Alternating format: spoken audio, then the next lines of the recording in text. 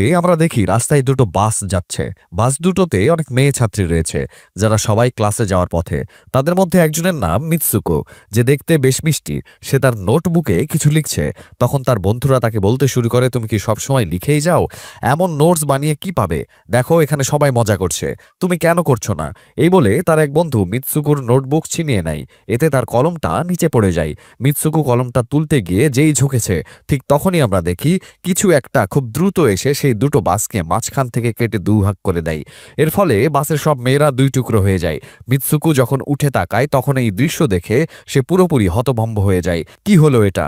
সে শুধু কলম তুলতে ঝুঁকেছিল বলে বেঁচে গেছে। এটা দেখে সে ভয়ে কাঁপতে থাকে আর বাস থেকে নেমে দৌড়াতে শুরু করে। এখানে আমরা জানতে পারি যে জিনিসটা সবাইকে কেটে দিয়েছে সেটা আর কিছুই নয়, বাতাস। এই অদ্ভুত বাতাস এখন মিৎসুকুর পিছনেও লাগে। এটা দেখে মিৎসুকু চিৎকার করতে করতে প্রাণপণে দৌড়াতে থাকে। দৌড়ানোর সময়